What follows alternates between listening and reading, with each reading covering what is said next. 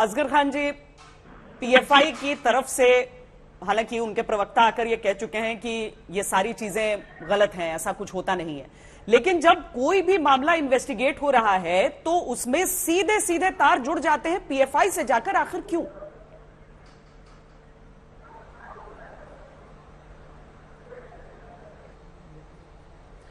वो तार एक्चुअली क्या है श्वेता जी, या तो जुड़ जाते हैं जैसे आपने कहा, या हो सकता है जोड़ दिए जाते हैं।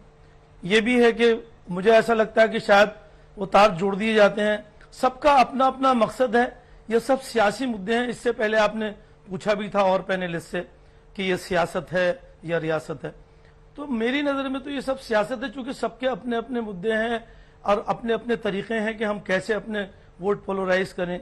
मौजूदा सरकार जो है, अगर वो कम्युनलिज्म की बात नहीं करेगी और नहीं फैलाएगी, हिंदू मुस्लिम की बात नहीं करेगी, मंदिर मस्जिद की बात नहीं करेगी, तो उनके वोट कैसे पोलराइज होंगे? ये कार्ड उन्होंने शुरू में खेल के देखा था, उसमें वो कामयाब हो गए। कामयाब हो गए तो जाहिर बात है, आदमी जिस रास्ते पे कामयाब होता है, जिस कारोबार में अगर कामयाब हो जाता है, तरक्की मिलती है, तो फिर उसी को आगे बढ़ाता है।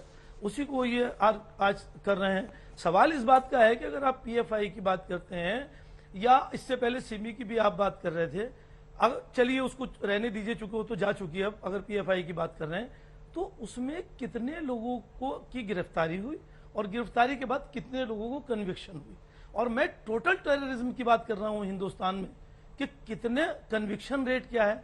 मैं आपको बता भी दूं आपकी नॉलेज के लिए कि लगभग 2% के करीब है वो। तो भाई ये क्या चीज है?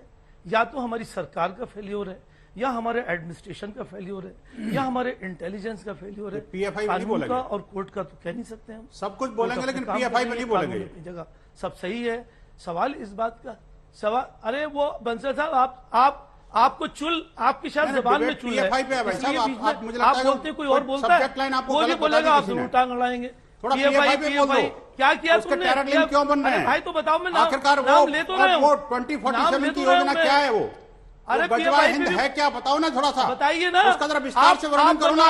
वो गजवा हिंद का जो 8 पेज का डॉकेट मिला है, उसमें क्या लिखा हुआ है? आप तो वकील है ना, थोड़ा उसकी न्याय सम्मत थोड़ा सा एनालिसिस कर दीजिए ना। महात्मा गांधी के हथियार बोल दीजिए। आप महात्मा गांधी के हथियार मना कर रहे हैं, वो तार तो पाकिस्तान से जुड़े हुए हैं, लश्कर तैयबा से जुड़े हुए हैं और जमात दावा से जुड़े हुए हैं। ये सारे के सारे तार जो जुड़े हुए हैं, उनको कोई जोड़ के क्या करेगा? भैया जुड़े हुए तार को अगर जोड़ोगे तो फ्यूज हो जाता है।